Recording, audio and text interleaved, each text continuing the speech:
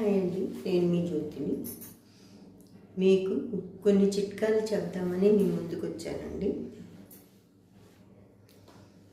సాంబ్రాణి పొగ అనేది చాలా మంచిదండి. సాంబ్రాణి అనేది లక్ష్మీదేవికి చాలా ఇష్టమైనది. సాంబ్రాణి పొగని మన అన్ని గదుల్లో వేసుకుంటే, మళ్ళా బాలింతలకు వేసిన, తలకు పోసుకున్న వాళ్ళకి, జలుబు ఎక్కువగా ఉన్న వాళ్ళకి ఆ పొగ అనేది దానివల్ల లోపల లంగ్స్లో అనేది నెమ్ము జారకుండా ఉంటుంది. లక్ష్మీదేవికి వేస్తే చాలా సంతోషపడుతుంది. అన్ని గదుల్లో సాంబ్రాణి పొగ అనేది పాత సాంబ్రాణి పొగ అండి. ఇప్పుడు వచ్చే ధూపాలు అవి కాదు, పాత సాంబ్రాణి పొగ. ఆ పొగ వేస్తే అన్ని గదుల్లో పాజిటివ్ థింకింగ్ ఉంటుందండి. తర్వాత కురుపులకు, వ్రణాలకు లోపల కొంచెం కట్టుగట్టినా కూడా సాంబ్రాణి వల్ల అవి తగ్గిపోతాయి అన్నమాట. రాత్రిపూట పాలన్నం తినడం చాలా ఆయుష్ వృద్ధి అవుతుంది.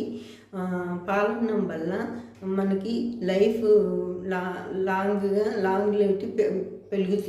లైఫ్ పెరుగుతుంది అనమాట. తర్వాత గర్భిణీలకు తేనెలో ముంచిన ఉసిరికాయలు, పెద్ద ఉసిరికాయలు పొద్దున సాయంత్రం ఇస్తే మంచిది అవుతుందండి. మునగాకులో పూర్తి ఐరన్ ఉంటుంది. మునగాకుని మనము ముందు బాగా నానబెట్టి తర్వాత ఉడకబెట్టిన తర్వాత ఆ నీళ్ళనంతా వంచేసేయాలి. వంచేసిన తర్వాత మునగాకును తీసుకున్నాం అనుకోండి, మనకి హెల్త్ పరంగా చాలా మంచిది.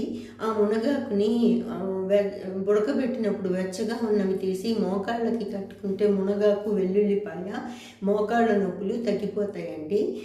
మళ్ళీ మోకాళ్ళ నొప్పులకి ఈ మధ్య ఏం చెప్తున్నారంటే, బెండకాయలు పచ్చివి రాత్రిపూట నానబెట్టి రాత్రిపూట నీళ్ళల్లో సోక్ చేసిన తర్వాత ఆ వాటర్ని తెల్లవారి పొద్దున్న లేవంగానే కళ్ళు దొంగగానే తాగితే మోకాళ్ళ నొప్పులని తగ్గుతాయి. బెండకాయ అనేది కూడా హెల్త్కి చాలా మంచిదండి. బ్రెయిన్ ఇంప్రూవ్ అవ్వడానికి మనకి చిన్నపిల్లలకి కూడా బెండకాయ అనేది తీసుకోమంటున్నారు. బెండకాయ ఎక్కువ తింటే మనకి బ్రెయిన్ కూడా చాలా షార్ప్గా పనిచేస్తుందండి.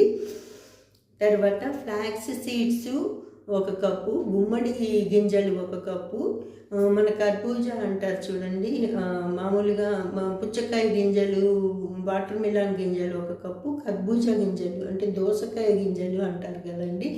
దోస గింజలు కూడా ఈ సీజన్లో దోసకాయలు వస్తాయి. ఆ గింజలు కడిగి ఎండబెట్టి బూడిదలో వేసి వాటిని ఎండబెడతారు. వాటిని తర్వాత విదిలించుకొని ఆ గింజలు అవన్నీ